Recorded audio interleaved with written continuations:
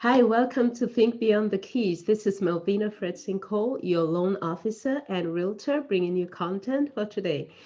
Today, I am excited because I just want to bring some information to those of you who are in the market of buying a home. I know you're tired of hearing that inventory is low.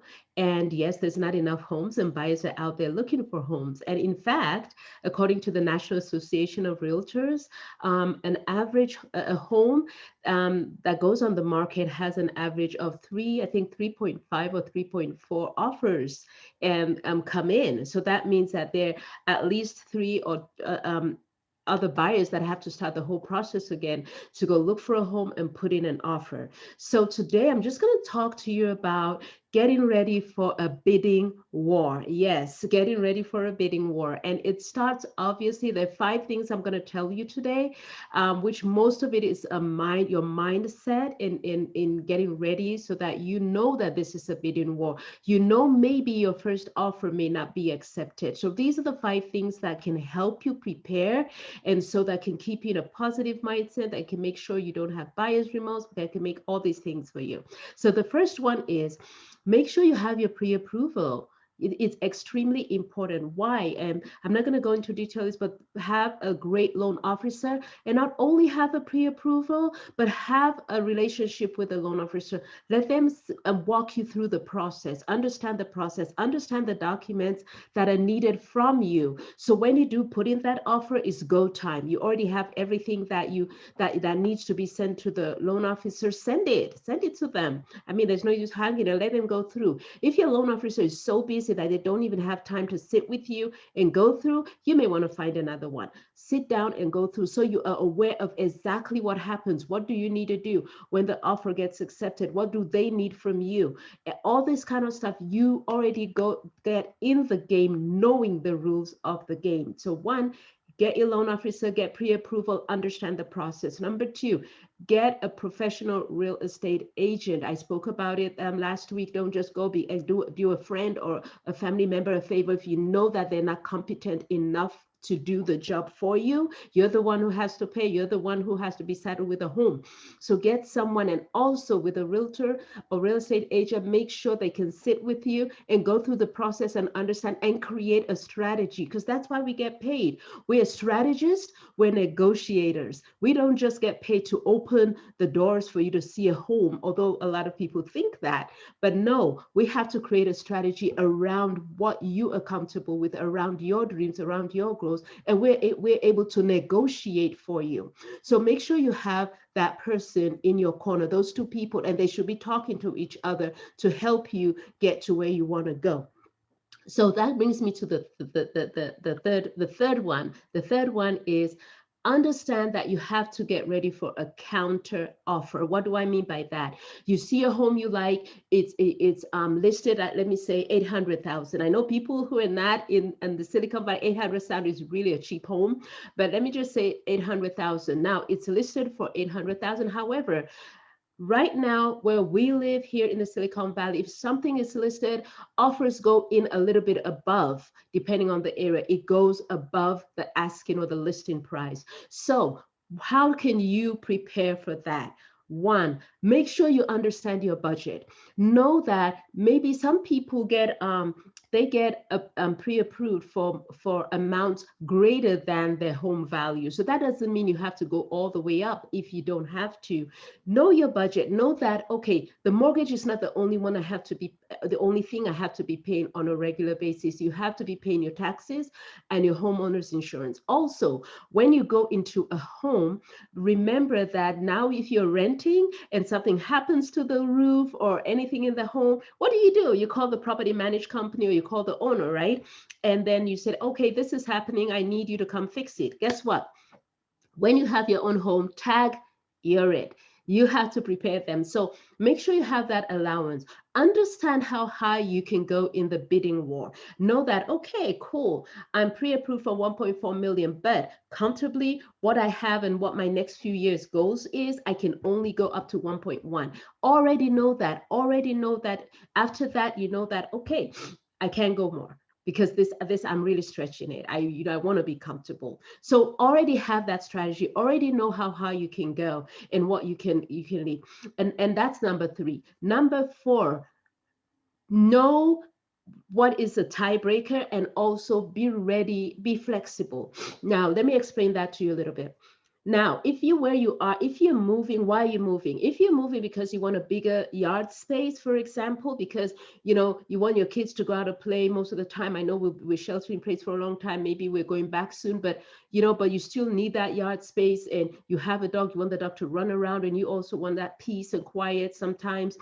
Okay, that's why you're moving. Now, make sure that if that home doesn't have that large enough yard you want, that may be a deal breaker, but there has to be a balance. Maybe it doesn't have as large a yard space that you want, but maybe it comes with an extra room where you can set up for your office or for something else, or maybe it's near a park, or maybe, you have to be flexible also, because home ownership is important. Instead of delaying your wealth building for another 6 months or a year, you may be able to get into something that if you're flexible enough, but at the same time, you know what is a deal breaker, what is not a deal breaker. If you need an extra room, and maybe that house has a huge it has a huge backyard that you can even put an ADU at the back. That may be something you may want to think about and pivot, and according to what's going on. Or you may be able to move just outside your area where there's still good schools, where there's still, and then you'll be comfortable with your payment and you have everything you need.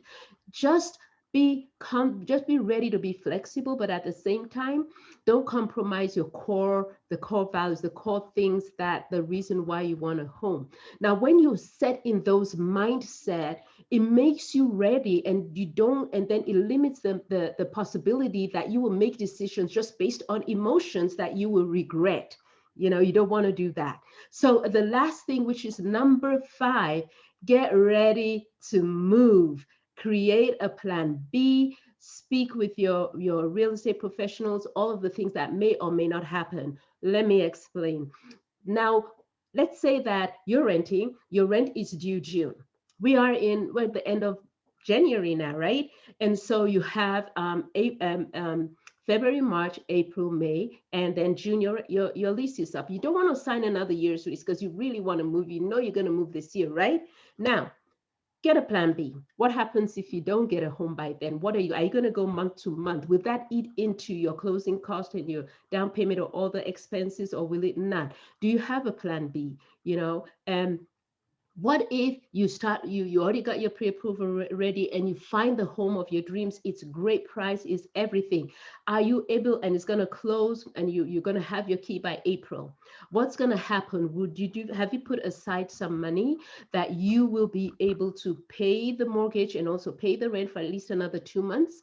What will happen then? All these things are things that you can see, because trust me, now when your offer goes in, it will close within 30 days, because it's a bidding war, and people are going in with that it's going to close, and you should be ready to move. At the same time, you should also have the mindset that to get that dream home, I may have to agree to a rent back. What does that mean? The seller would say, yes, I accept your offer. It's going to close in 30 days. However, I need 1 more month. I'll pay you rent, because now it's yours, right? Now you're a landlord. I'll pay you rent for the 1 month so I can move in, or finish, to transition into my new home, or whatever the case may be. Because some sellers do ask for that. And because there's a bidding war, because they know that it's a seller's market, these are all things that you should expect to have. So already have those plans out. These are things that you need to know before you go into the bidding war. I wish you well. Know that there'll be counter offers. It's not only the price. It's not the other things that they may counter offer. It's a negotiation. It's a strategy that we have to build. It's a contract. And so make sure that your real estate agent or your realtor is knowledgeable, your loan officer is knowledgeable, finding everything like any down payment assistance, anything that can assist you, and is able to close the deal within the time they said they can. Because if it says 30 days and you go over, you have to extend it. It doesn't look well, and you do really do not want to lose on that offer. So just get all your ducks in a row, understand the process, ask a lot of questions, get your mindset ready. Like, I may need to move in. Oh my goodness, I may need to move in 60 days. It came so soon. What are you gonna do then? Or okay, I need to move in June, but then the seller wants rent back, so that means I'm a month out. Where am I gonna live in that month? You may decide like, okay, pack all my stuff, put it in storage. Since I'm having that rent back and it's paying me, it can cover my stay for a short-term Airbnb or somewhere where I can stay for that month. I mean, just start thinking like that. Is it going to be comfortable? Is it feasible for me in my position to do something like that? Do I have a generous family or friend who can take me and my kids and my dog for a month? All these are things that goes into the planning, that goes into the strategy. When we say we're professionals, we are negotiators, we are strategists. That's why we get paid, to help you get into the home of your dreams and to have as little stress as possible and help you anticipate anything that goes on. I hope you found value in this. I'm excited to be bringing you content. If there's something that you really want to learn about or need more information about, do not hesitate to DM me, send me a text, email, whatever the case may be. And if I don't have that answer, I would find industry experts that have your answer. So have an amazing rest of the week, and I'll see you next Thursday here on Think Beyond the Keys. This is Melvina Fredson-Cole. Have an amazing evening. Bye.